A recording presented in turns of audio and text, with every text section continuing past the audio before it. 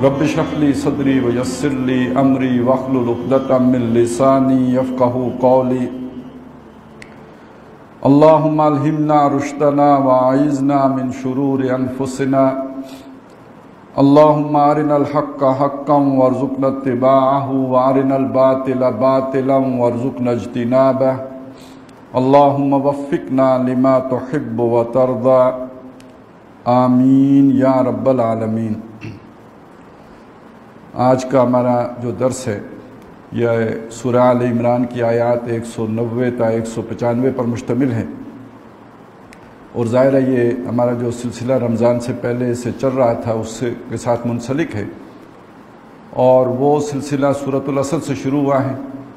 और पहले जो हमारे 4 असबाक थे जिन्हें हमने उन्वान दिया था जामे असबाक का, कि यानी वो मज़मून जो सूरह असर में आया है वही मुख्तलिफ़ असालीब में जिन दीगर मकामात पर आया है हमने उनका मुताला किया था। एक सूरह बकरा की आयत नंबर 177 पढ़ी थी, फिर सूरह लुकमान का दूसरा रुकू पढ़ा था, और फिर सूरह हामीम सजदा की आयत 30 ता 36 का मुताला किया था। इन चारों मकामात पर मज़मून एक ही है, अलबत्ता उसके जो उसलूब है वो बदला हुआ है, बात एक ही है। वही 4 चीज़ें हैं जो चारों जगहों पे आई हैं, यानी ईमान, अमल साले, तवासी बिल हक़ और तवासी बिस सब्र। एक जगह पे निजात की बहस है, दूसरी जगह नेकी की बहस है, तीसरी जगह हिकमत और मकाम अज़ीमत ज़ेर बहस है, और चौथी जगह मकाम वलायत पर गुफ्तगू है। लेकिन बुनियादी चीज़ें वही 4 रही हैं, ईमान, अमल साले, तवासी बिल हक़ और तवासी बिस सब्र। फिर हमने ये देखा कि इसी की रोशनी में जो ईमान है वो क्या है हम कुरान से समझें, अमल साले को समझें, तवासी बिल हक़ को समझें, तवासी बिस सब्र को समझें। तो ईमान के मबाइस पर हमारी गुफ्तगू जारी है। और इससे पहले इस मौजू पर हमारी 4 गुफ्तगुएँ हो चुकी हैं। और एक तो हमने महज़ ईमान को समझा था, उसके मुख्तलिफ़ पहलू देखे थे, और 2 गुफ्तगुएँ हमारी इस पर हो गई थी। और फिर ये कि हमने सूरह फातिहा, मेरा ख्याल उस पर तो 3 हमारे लेक्चर हुए, और वो हमने एक मुकाम पढ़ लिया। और अब ये हम सूरह आले इमरान की आयत 190 ता 195 का मुताला कर रहे हैं।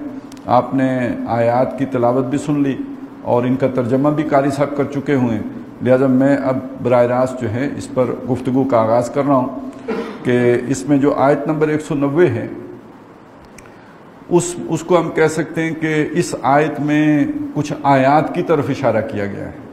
यानी इस आयत कुरानी में आयात आफाकिया की तरफ तवज्जो मबज़ूल कराई गई है।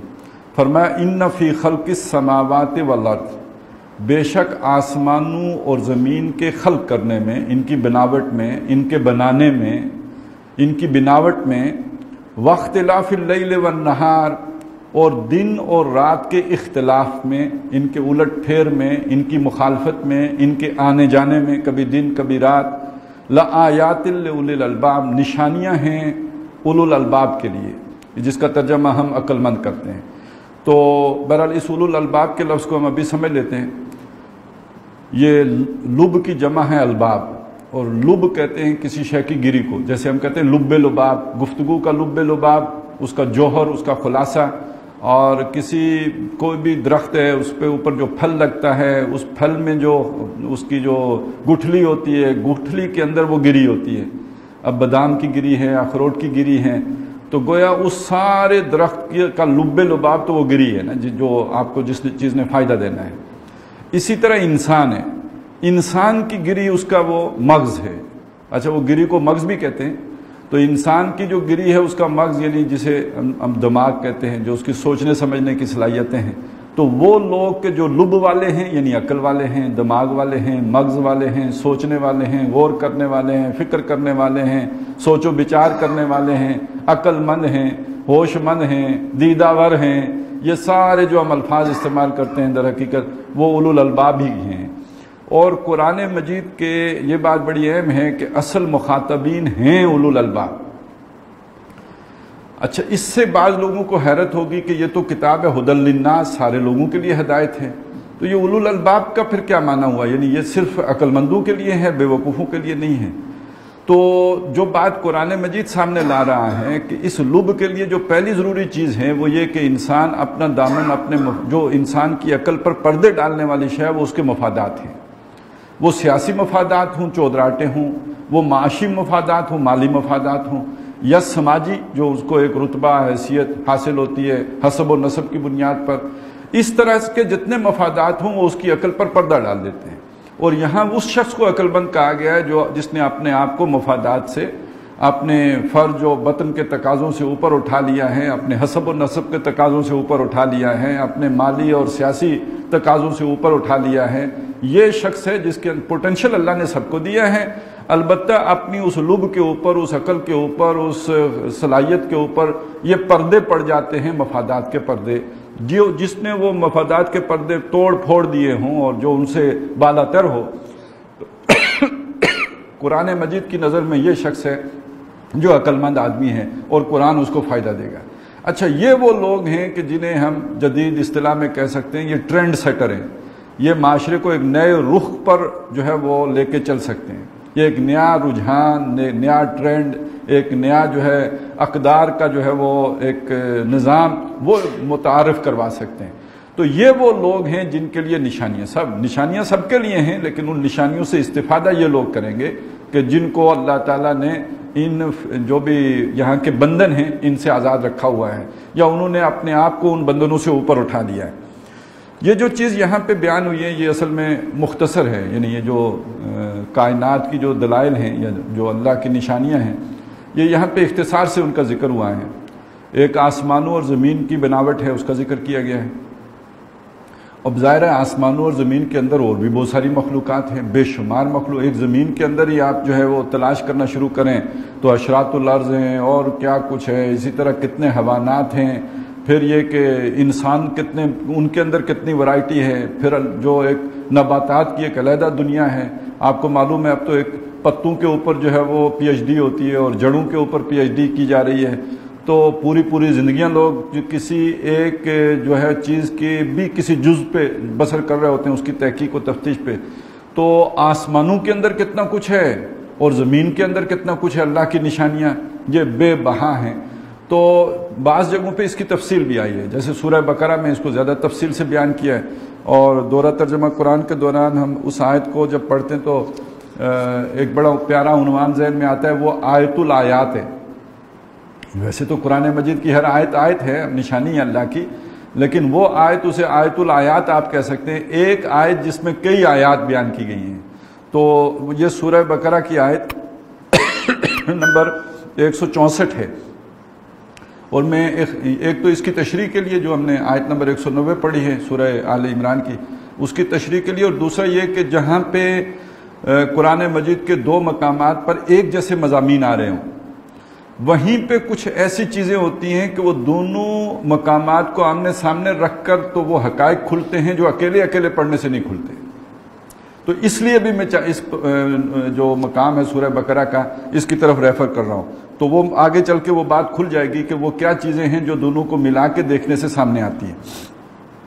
یہ جو آیت نمبر 164 ہے اس میں زیادہ تفصیل آئی ہے اس کی کہ ان فی خلق السماوات والارض، یہ الفاظ وہی جوں کہ توں آگے، بے شک آسمانوں اور زمین کے بنانے میں، واختلاف اللیل والنہار، دن اور رات کے الٹ پھیر میں، یہاں تک تو بالکل وہی ہے۔ اب آگے مزید تفصیل ہے، والفلک التی تجری فی البحر بما ینفع الناس، اور وہ کشتی جو سمندر میں چلتی ہے تاکہ لوگوں کو فائدہ پہنچائے۔ اب جو بھی سامان تجارت لے کے جا رہی ہے، چیزیں ادھر سے ادھر جو ہے وہ ٹرانسپورٹ ہو رہی ہیں، تو ظاہر ہے لوگوں کے فائدے، اس میں تجارت بھی ہو رہی ہے اور یہ سامان نقل و حمل بھی ہو رہی ہے۔ وما انزل اللہ من السماء من ماء، اور جو اللہ نے آسمان سے پانی اتارا ہے، فاحیا بہ الارض بعد موتها، پھر اس کے ذریعے سے اس نے زمین کو زندہ کر دیا اس کے مر چکنے کے بعد۔ وبث فیہا من کل دابۃ، اور اس زمین میں اس نے جو ہر طرح کے جاندار بکھیر دیے ہیں، پھیلا دیے ہیں۔ وتصریف الریاح، اور اسی طرح ہواؤں کے جو چلنے میں، والسحاب المسخر بین السماء والارض، اور وہ بادل جو مسخر کر دیے گئے ہیں آسمان اور زمین کے درمیان، لآیات لقوم یعقلون، نشانیاں ہیں ان لوگوں کے لیے جو عقل سے کام لیتے ہیں۔ اب وہ دیکھیے اولو الالباب کے سیدھا تشریح یہاں پہ آ گئی۔ وہاں اولو الالباب کے لفظ کو اگر میں نے تو آپ کے سامنے جو وہ اس کے سارا پروسیس سامنے رکھ کر اس کا معنی کرنے کی کوشش کی تھی، اب یہ دونوں مقامات کو آمنے سامنے رکھیں تو وہ معنی خود بخود سامنے آ گیا۔ لقومی یاقلون، لأولیل الباب کی جگہ پہ لقومی یاقلون، وہ لوگ کہ جو عقل سے کام لیتے ہیں۔ معلوم ہوا وہاں لب جس شے کو کہا گیا تھا وہ عقل ہے، وہ دماغ ہے، وہ انسان کی سوچنے سمجھنے کی صلاحیت ہے۔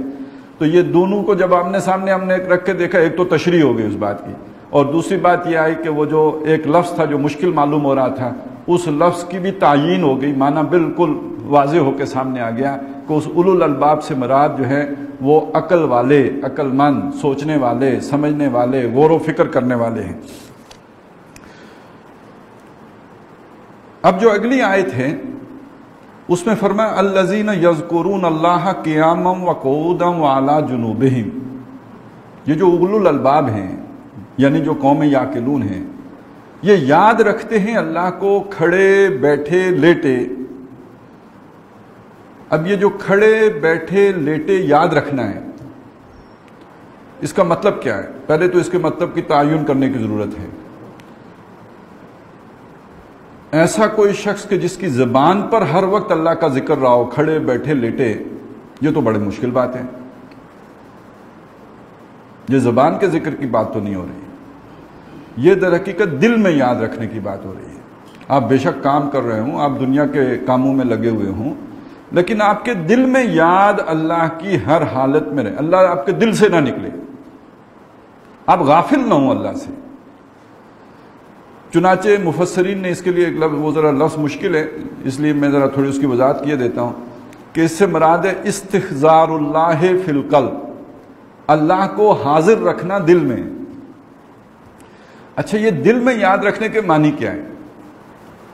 دل میں یاد رکھنے کے بڑے سادہ سا معنی یہ ہیں کہ جیسے ہمیں کوئی بھی اپنا پیارا یاد رہتا ہے، کوئی دوست ہے جو دل میں اترا ہوا ہے تو ہم اس کی یاد کو اپنے دل سے نکال بھی نہیں سکتے، چاہیں بھی تو نہیں نکال سکتے، مڑ مڑ کے اس کی یاد خود بخود آئے گی دل میں۔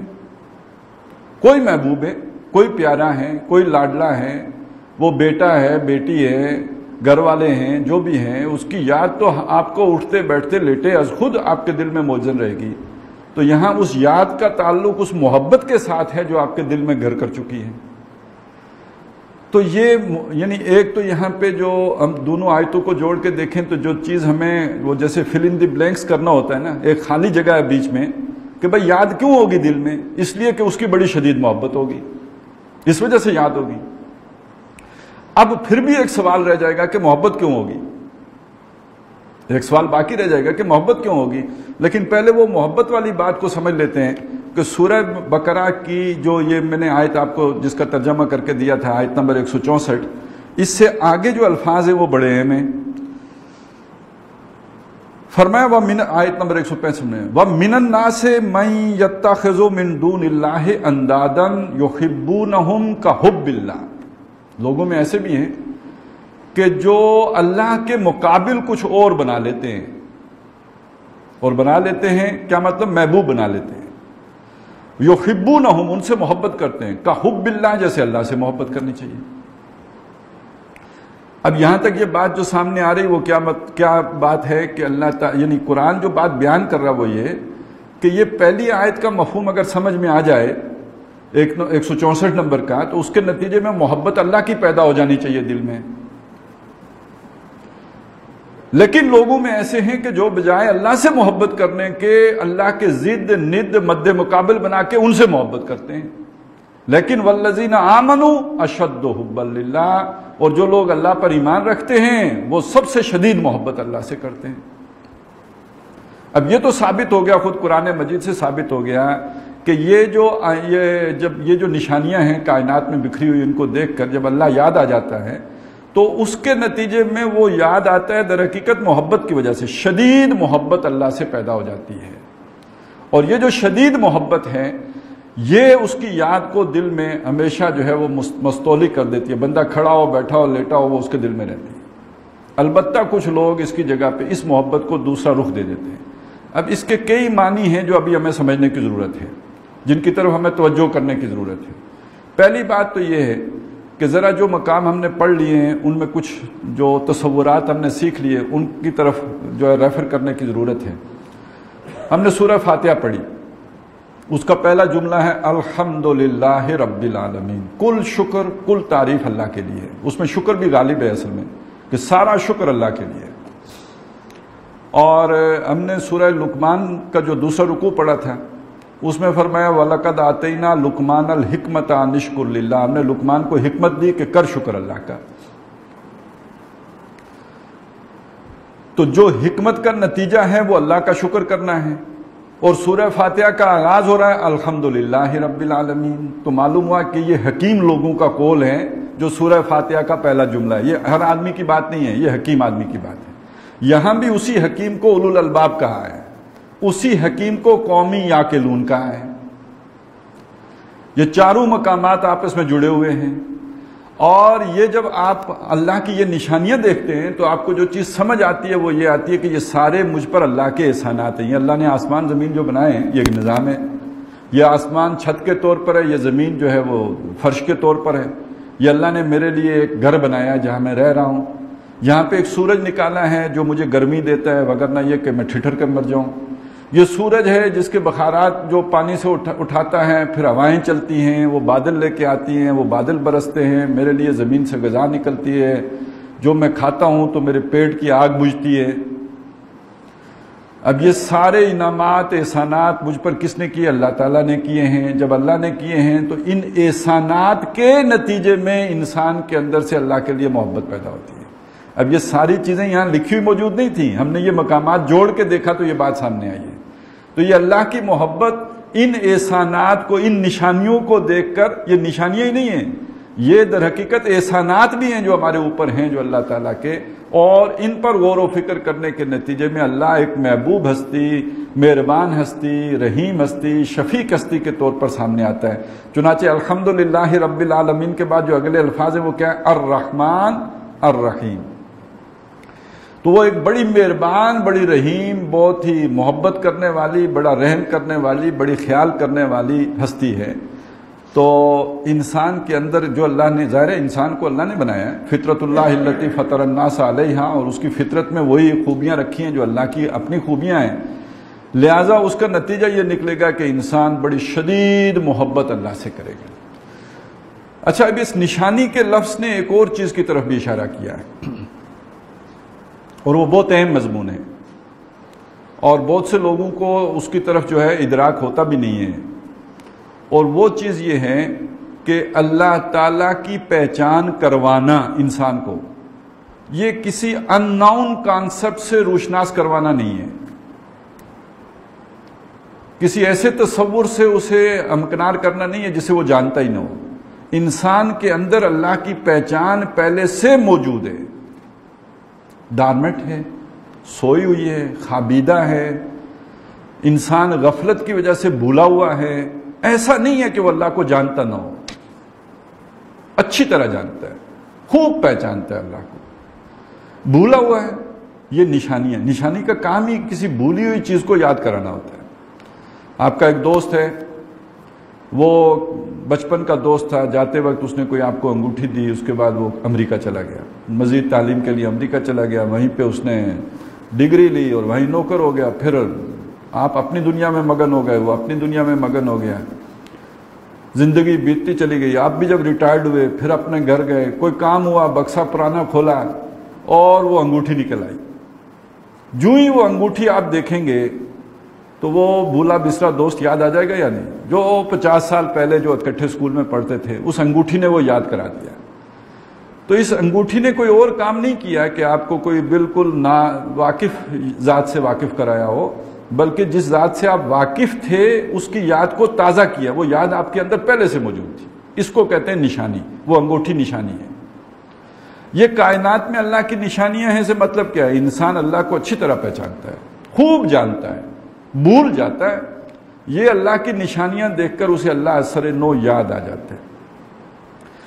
قرآن مجید کا سارا استدلال اگر آپ دیکھیں نا وجود باری تعالیٰ کے اس بات کے لیے، آج کل دنیا میں سب سے تیزی سے جو پھیلنے والا مذہب ہے وہ الحاد ہے، اسلام نہیں ہے. یہ لوگ جھوٹ بول رہے ہیں کہ اسلام سب سے تیزی سے پھیل رہا ہے. سب سے تیزی سے پھیلنے والی شے دیریت ہے. ہم خود مسلمانوں میں سب سے تیزی سے پھیلنے والی شے دیریت ہے. ہماری یونیورسٹیوں میں جا کے دیکھیے، لوگ جو ہے وہ اللہ کے وجود ہی کا انکار کر رہے ہیں، مسلمان کر رہے ہیں، گالیاں بک رہے ہیں. اب وہاں پہ اگر ہم عقل کے گھوڑے دوڑائیں گے تو کبھی بھی ثابت نہیں کر سکتے، کیونکہ جو عقلی دلیل دیں گے اسے خود عقل رد کر لے گی۔ آپ کہیں گے نا یہ دیکھیں اتنی وسیع و عریض کائنات ہیں تو کسی نے تو بنائی ہے، یہی دلیل دے سکتے ہیں نا کہ کسی نے تو بنائی ہے، اس کو کسی کے بنائے بغیر تو نہیں بن سکتی۔ تو عقلی اعتراض اس پہ کیا آئے گا کہ ہر شے کو بنانے والی کوئی ذات ہوتی ہے، تو خود جس نے یہ سارا کچھ بنایا اس کو کس نے بنایا؟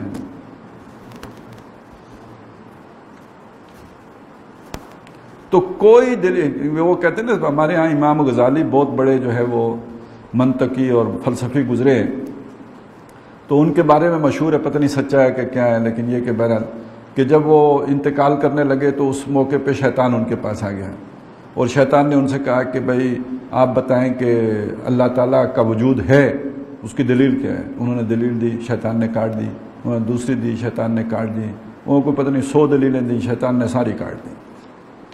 آخر تنگ آ کے انہوں نے کہا اموت علی عقیدت امی، میں اپنی ماں کے عقیدے پہ مرتا ہوں۔ اب ماں تو کسی دلیل کے بغیر خدا کو مانتی تھی نا، اسے تو دلیل نہیں چاہیے نا، وہ تو سنی مسلمان تھی، لہذا وہ بغیر وہ جو سن کے مانا ہوا تھا بس مانتی تھی۔ تو میں اپنی ماں کے عقیدے پہ مرتا ہوں۔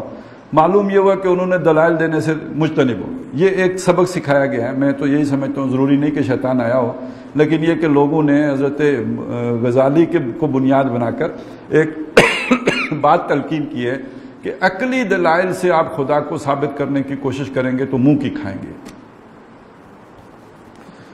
شعور کی سطح پہ سمجھانا اور بات ہے، وہ بالکل ایک دوسری بات ہے۔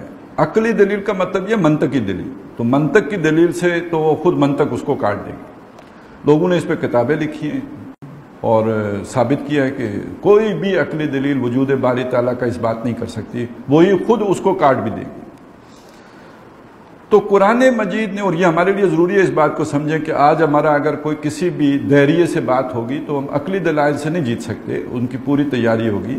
قرآن مجید یہ کہتا ہے کہ انسان کو اللہ کا تعارف ہے، وہ جانتا ہے، وہ پہچانتا ہے، اس کے اندر یہ سویا ہوا ہے، آپ نے اس جذبے کو بیدار کرنا ہے۔ کوئی خارج سے نئی چیز انجیکٹ نہیں کرنی ہے، اوپر سے پردے ہٹانے۔ اب یہ وہ جو کتاب تھی نا، وہ جو کشف المحجوب، آپ ذرا اس کے نام سے اندازہ لگائیں نا، محجوب کیا ہے؟ جس کے اوپر پردہ پڑا ہو۔ یہ اللہ تعالیٰ پردے میں نہیں ہے، ہم پردے میں آ گئے ہیں، ہمارے اوپر جو ہے حجاب آ گئے ہیں، وہ حجاب ہٹانے ہیں تو اندر سے وہ روشنی برآمد ہو جائے گی۔ یہ ہے وہ شے اصل میں، اور وہ ہے کیا؟ اس کا تعلق ہے اس روح کے ساتھ جو انسان کے اندر ودیت کی گئی ہے۔ وہ روح، اس کے اندر اللہ کی معرفت بھی موجود ہے اور اللہ کی محبت بھی موجود ہے۔ یہ محبت کا جذبہ حیوانی جذبہ نہیں ہے۔ آپ یہ دیکھیں نا، حیوانات میں ایک دوسرے کے لیے محبت نہیں ہوتی، محبت صرف انسان میں ہے، اور یہ اس کا روحانی جذبہ ہے، یہ اس کا حیوانی جذبہ نہیں ہے۔ ایک وہ جو طبعی محبت ہوتی ہے وہ عارضی ہوتی ہے، جب تک ساتھ ہیں تو ہے، تھوڑی بہت دیر کے لیے ہے اور اس کے بعد وہ رخصت بھی ہو جائے گی۔ یہ جو دائمی محبت ہے یہ در حقیقت روح کا جذبہ ہے۔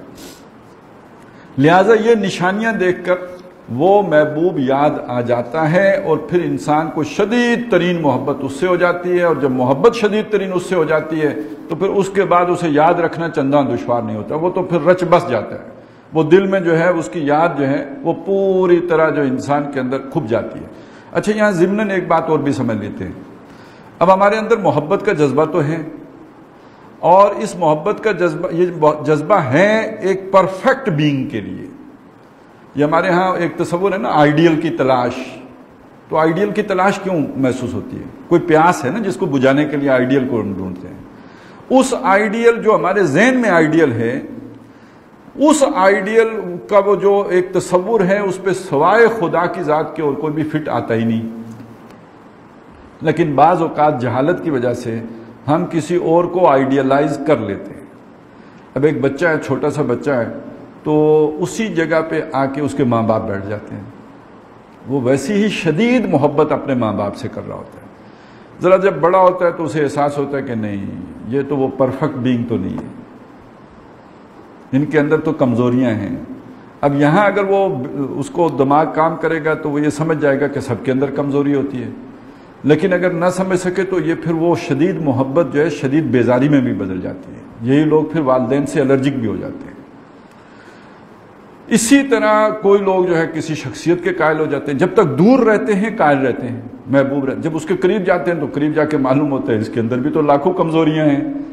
یہ وہ چیزیں جو حضرت ابراہیم علیہ السلام نے اپنی قوم کو سمجھائی تھی کہ جب انہوں نے تارا دیکھا انہوں نے کہا یہ خدا ہو سکتا ہے، وہ ڈوب گیا، انہوں نے کہا نہیں یار ڈوبنے والا تو خدا نہیں ہو سکتا، پھر انہوں نے چاند دیکھا، پھر سورج دیکھا۔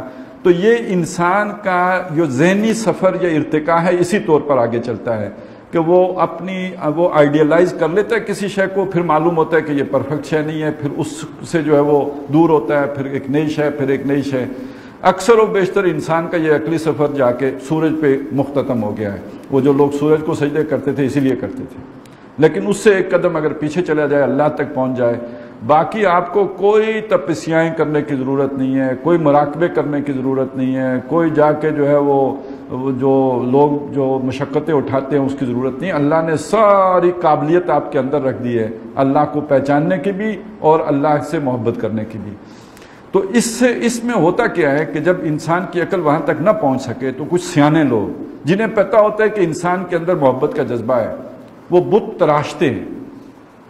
وہ بت پتھروں کے تراشیں یا یہ کہ تخیل کے تراشیں۔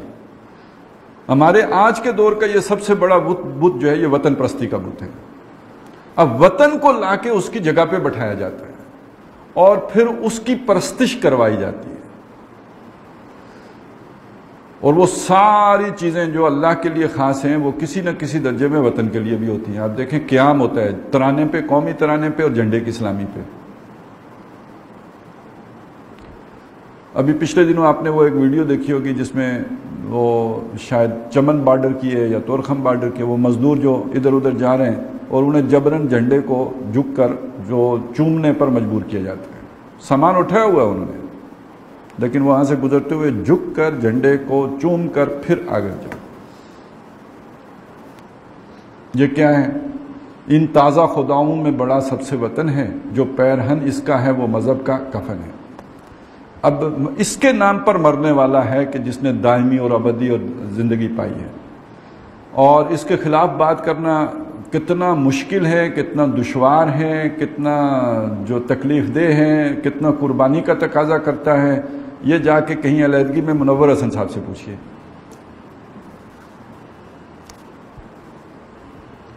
تو یہ اچھا اس میں چلاکی کا پہلو کیا ہوتا ہے؟ چلاکی کا پہلو یہ ہوتا ہے کہ آپ کی ساری دکانداری پھر اسی پہ چلتی ہے۔ ایک قوم پرست رہنما ہے، اس نے قوم کا جادو جگا دیا، محبت پیدا کر دی ہے۔ اب لوگ قوم کی خاطر قربانیاں دیں گے، مال بھی دیں گے، جانیں بھی قربان کریں گے۔ لیڈری کس کی چمکے گی؟ قوم پرست رہنما کی چمکے گی۔ وطن پرستی میں کس کو فائدہ پہنچے گا؟ جو مقدس گائے ہوگی، جس پر انگلی نہیں اٹھائی جا سکے گی، سارا فائدہ وہ اٹھائے گی۔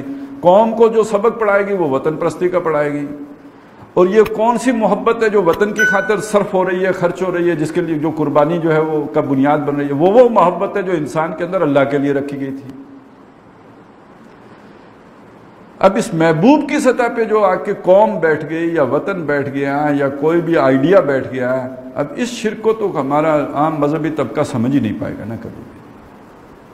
تو وہ تو اقبال ہی تھا، اس دور میں اور ہے، جام اور ہے، جم اور، ساکی نے بنا کی ہے روش لطف و ستم اور، تہذیب کے آذر نے ترشوائے صنم اور، مسلم نے بھی تعمیر کیا اپنا حرم اور، ان تازہ خداؤں میں بڑا سب سے وطن ہے، جو پیرہن اس کا ہے وہ مذہب کا کفن ہے۔ تو ان فی خلق السماوات والارض واختلاف اللیل والنہار لآیات لأولی الالباب الذین یذکرون اللہ قیاما وقعودا وعلی جنوبہم۔ وہ یاد پھر ان کے دل میں اللہ کی مستولی ہو جاتی ہے، وہ کھڑے بیٹھے لیٹے اسے یاد رکھتے ہیں، اس لیے کہ اس سے شدید محبت ہوتی ہے۔ والذین آمنوا اشد حبا للہ، شدید محبت اللہ سے کرتے ہیں۔ اچھا، اب یہ جب یہاں تک پہنچنے کے بعد ان جو بھی قدرت کی یہ نشانیاں دیکھ کر اللہ تک پہنچ گئے، محبت شدید ترین اللہ کی پیدا ہو گئی، اور اس محبت کے نتیجے میں اللہ کی یاد دل میں مستولی ہو گئی۔ اللہ کی یاد کو دل میں رکھتے ہوئے جب کائنات پر غور و فکر کرتے ہیں، دیکھیں پہلے تو یہ کائنات صرف نشانی تھی، لیکن جب جس کی نشانیاں تھیں اسے پہچان لیا اور اس کی دل کو اس یاد کو دل میں بسا کے اب جب غور و فکر کیا، وَيَتَفَكَّرُونَ فِي خَلْقِ السَّمَاوَاتِ وَالْأَرْضِ، جب مزید غور و فکر کیا انہوں نے آسمانوں اور زمین کی تخلیق میں، اب ایک نیا نتیجہ ہے جس تک وہ ان کی سوچ پہنچی ہے، ربنا ما خلقت ھذا باطلا، اے ہمارے رب تو نے اس کو باطل، عبث، بیکار، فالتو، فضول نہیں پیدا کیا۔ اچھا، یہ بات نہیں سمجھ میں آئے گی جب تک ایک ہندو فلسفہ سامنے نہ ہو۔ ہندوؤں کے ہاں ایک فلسفہ یہ بھی ہے کہ یہ جو کائنات ہے نا، یہ رام نے ایک کھیل کھیلا ہے۔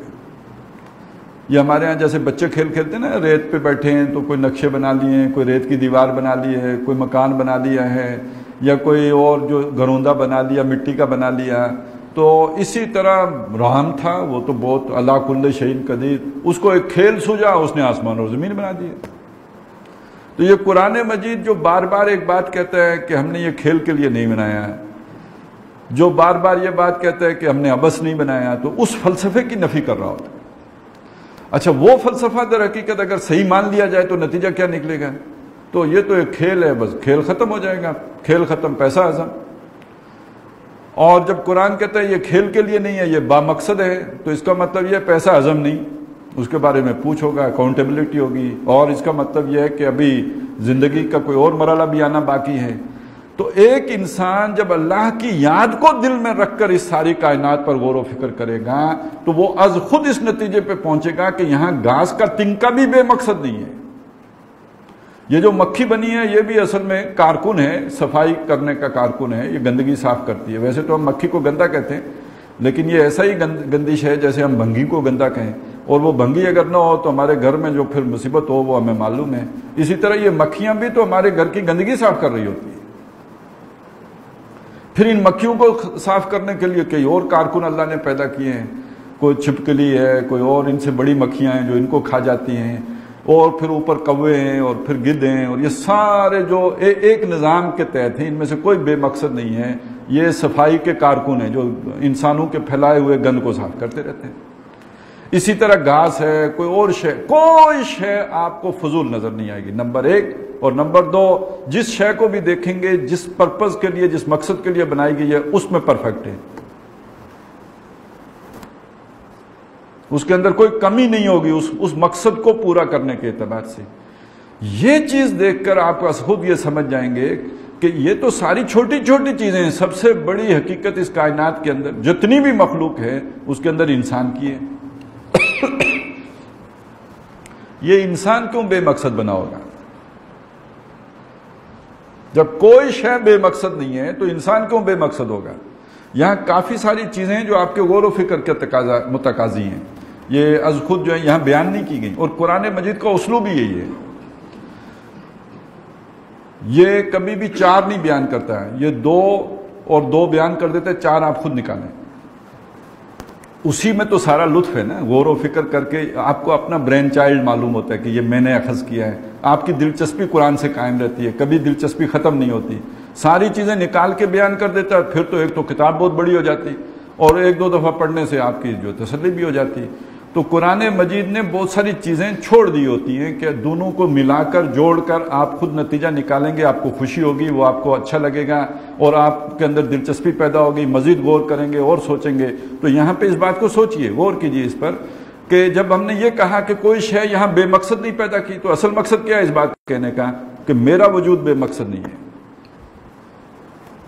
میں بھی تو ایک شے ہوں نا، ہماری بھی تو ایک نوع ہے انسان کی، تو انسان کا وجود بھی بے مقصد۔ اس کو دوسری جگہ بیان کیا، علیحدہ سے بیان کیا، افحسبتم انما خلقناکم عبثا، اے انسانوں کیا تم ہم یہ سمجھتے ہو کہ ہم نے تمہیں یوں ہی پیدا کیا، عبث پیدا کیا، فضول پیدا کیا، بے مقصد پیدا کیا؟ فتعال اللہ الملک الحق، تو بہت بلند ہے وہ سچا بادشاہ، برحق بادشاہ، حقیقی بادشاہ۔ کس سے بلند ہے کہ بے مقصد کام کرے؟ یہ تو بہت ہی فضول لوگوں کے کام ہوتے ہیں کہ فضول کام کریں، بے مقصد کام کریں۔ ایک جو وجود حقیقی ہے وہ کبھی کوئی بھی کام بے مقصد نہیں کرتا، اس کی زندگی مقصدیت سے بھرپور ہوتی ہے، وہ جو بھی کام کرے گا کسی گریٹر جو پرپس کے لیے کرے گا۔ تو اللہ تعالیٰ تو بہت بلند ذات ہے اس سے کہ کوئی بے مقصد کام کرے، اور اس کی کریشن میں جو سب سے ٹاپ پہ کھڑا ہے اس کو بے مقصد بنائے۔ فتعال اللہ الملک الحق۔ وہ جو سچا بادشاہ ہے اس سے بہت بلند و بالا ہے کہ ایسا عبث کوئی کام کرے اور فضول کام کرے اور بے مقصد کام کرے۔ تو یہاں پہ یہ بات کہی کہ ربنا ما خلقت ھذا باطلا، جب وہ اپنے رب کو یاد رکھتے ہوئے کائنات پر غور و فکر کرتے ہیں، پتا بھی دیکھتے ہیں تو مقصد کے لیے ہے، تنکا بھی دیکھتے ہیں تو مقصد کے لیے ہے، چونٹی دیکھتے ہیں تو مقصد کے لیے ہے، مکھی دیکھتے ہیں تو مقصد کے لیے ہے، تو انسان بے مقصد ہے، اس کا بھی تو کوئی مقصد ہے۔ لہذا اب اگلا نتیجہ از خود نکل آیا، سبحانک، اللہ تو پاک ہے، وہی بات جو وہاں کہی تھی فتعال اللہ الملک الحق، اللہ تو پاک ہے اس عیب سے کہ تو کوئی بے مقصد کام کرے، اس کمی سے کہ تو بے فائدہ کوئی بات کرے، تو اس سے پاک ہے، اعلیٰ ہے، عرفہ ہے۔ فقنا عذاب النار، تو ہمیں آگ کے عذاب سے بچا لے۔ اب یہ جملے جو الفاظ دیکھیں تو 4-5 الفاظ ہیں، لیکن اس کے درمیان اگر آپ سفر دیکھیں تو یہ سالوں پر محیط سفر ہے، انسان کی فکر کا سفر، سوچ کا سفر، اس کے ذہنی ارتقاء کا سفر۔ اس نے یہ دیکھا کہ کوئی شے اللہ نے بے مقصد نہیں بنائی تو اللہ نے مجھے بے مقصد نہیں بنایا۔ اب یہاں پہ بات ختم تو نہیں ہوئی، میرا مقصد کیا ہے؟ پھر جو میرا مقصد ہے میں اسے فلفل نہیں کروں گا تو اس کا مطلب ہے کوئی نہ کوئی انجام بھی ہے، کوئی نہ کوئی سزا بھی ہے، کوئی نہ کوئی اس کے نتیجے میں جو ہے پنشمنٹ بھی ہے۔ اب یہاں ایک دم تو آدمی نہیں پہنچ جاتا ہے نا، کافی سوچ و بچار کے بعد، غور و فکر کے بعد آدمی یہاں پہ پہنچتا ہے۔ تو جب وہ یہاں پہنچا تو وہ الفاظ اب نکلے، فقنا عذاب النار، آگ کے عذاب سے ہمیں بچا لے۔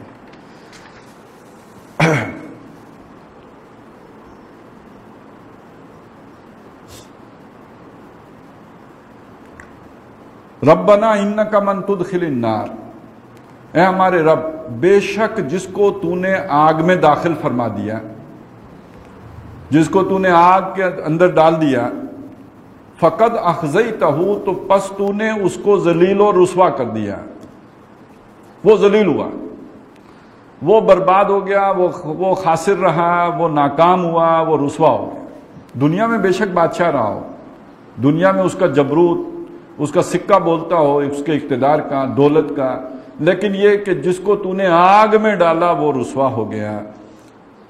وَمَا لِلظَّالِمِينَ مِنْ انصار، اور ایسے ظالموں کے لیے کوئی مددگار نہیں ہوگا۔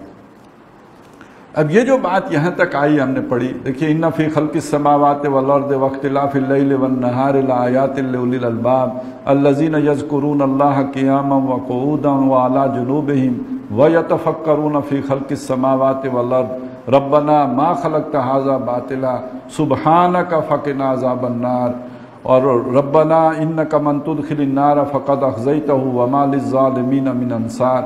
یہ سارا وہ پروسیس ہے جو ایک سلیم الفطرت، سلیم العقل انسان طے کر کے الحمدللہ رب العالمین تک پہنچتا ہے۔ یہ سورہ فاتحہ کا پس منظر ہے جو یہاں سامنے آ رہا ہے۔ یہ وَلَقَدْ آتَيْنَا لُقْمَانَ الْحِکْمَةَ أَنِ اشْکُرْ لِلَّهِ کا پس منظر ہے جو یہاں پہ کھولا گیا ہے کہ وہ سفر وہاں تک ہوتا، اس حکمت تک آدمی پہنچتا کیسے ہے جس حکمت تک حضرت لقمان پہنچے۔ یہ الحمدللہ رب العالمین کے جملے تک آدمی کیسے پہنچتا، اس کا پس منظر کیا ہے، وہ سارا ہے جو جس کو یہاں پہ کھول کے ہمارے سامنے رکھا گیا۔ تو یہ در حقیقت انسان کا ذہنی سفر ہے جس کو یہاں پہ نریٹ کیا گیا ہے، بیان کیا گیا ہے۔ اب جو شخص یہاں تک پہنچا ہے تو یہ بات سمجھ لیجئے کہ اسے اس ایمان کے کل علم نہیں حاصل ہوا ہے، یہ ایک جزوی علم ہے، یہ ایک اجمالی تعارف ہے جہاں تک انسان اپنی عقل اور فطرت کی روشنی میں پہنچ سکتا ہے، تفصیلات اس کے اندر نہیں ہے۔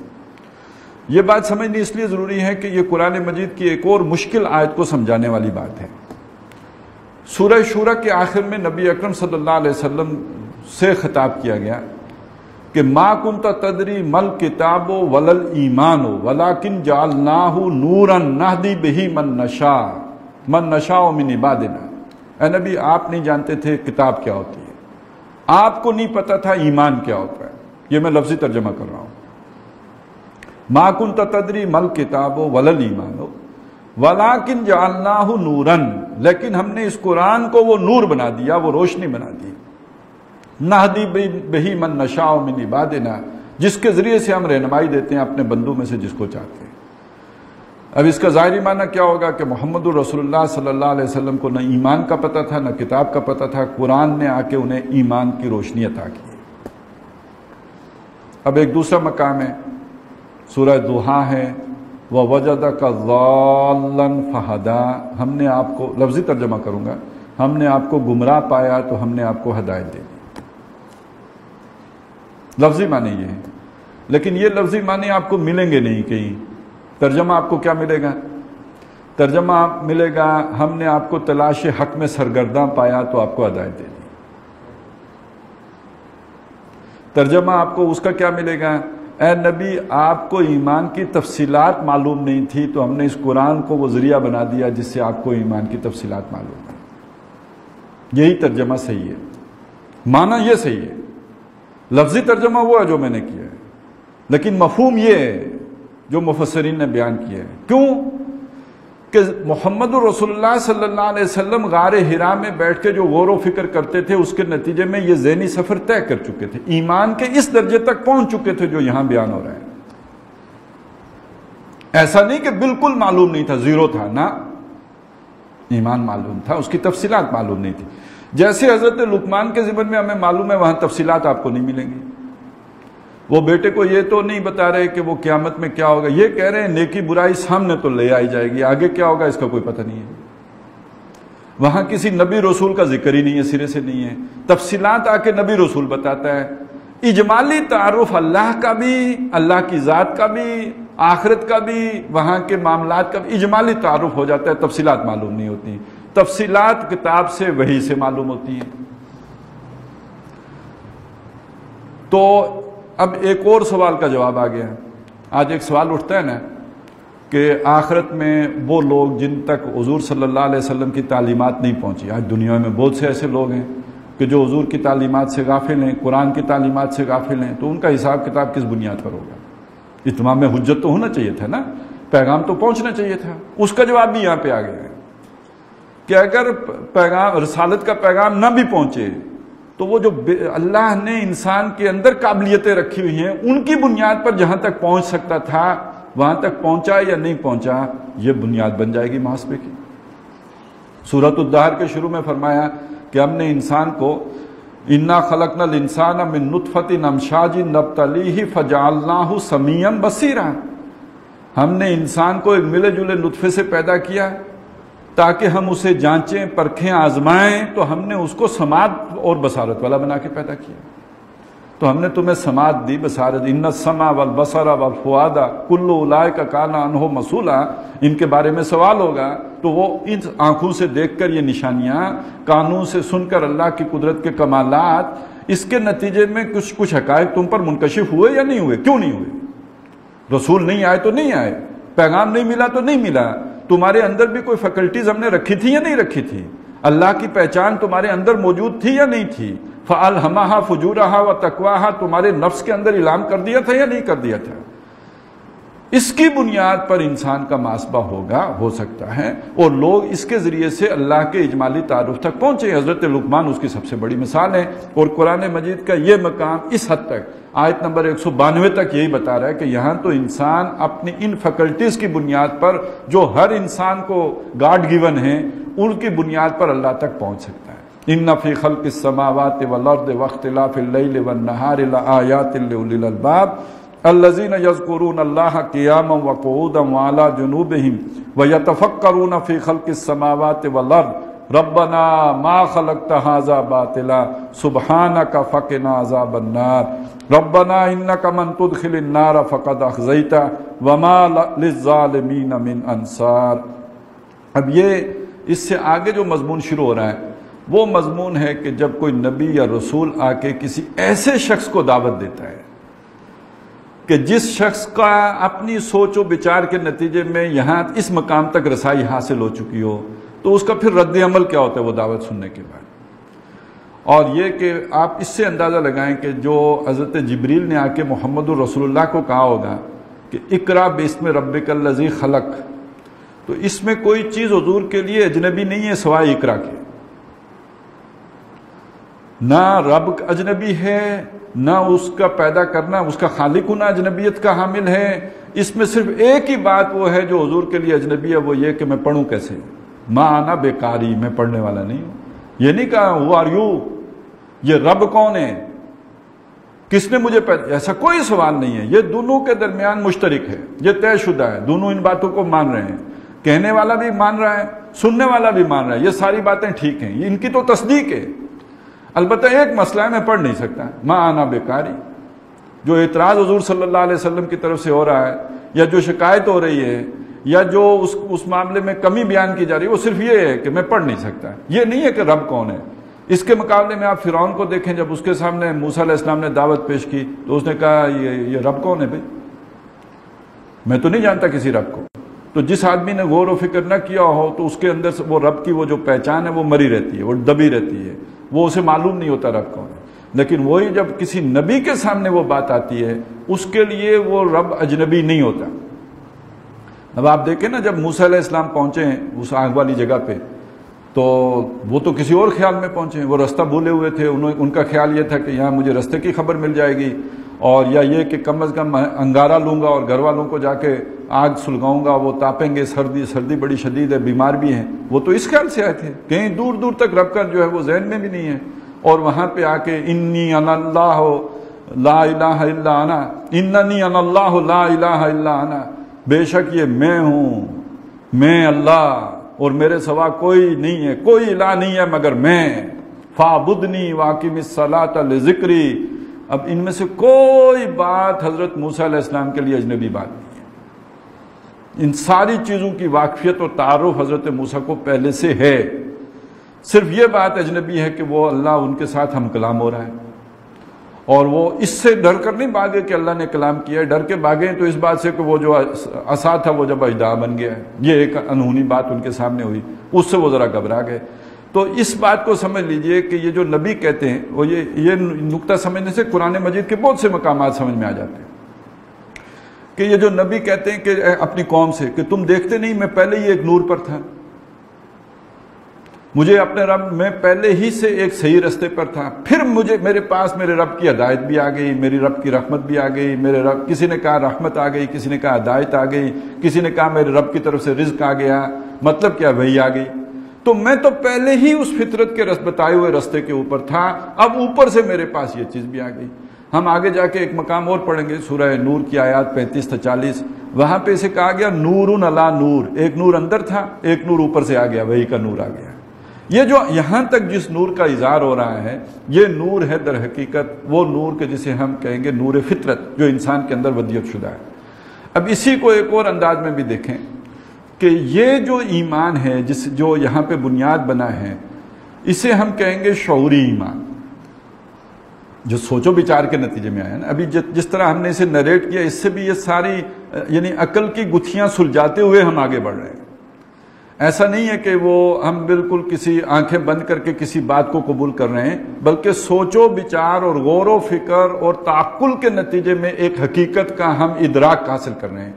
یہ ہے شعوری پروسیس کہ جس کے نتیجے میں ہم ایک حقیقت تک پہنچ رہے ہیں۔ تو در حقیقت ان 3 آیات میں وہ جو شعوری سفر ہے انسان کا ایمان تک پہنچنے کا، اس کو بھی بیان کیا گیا ہے۔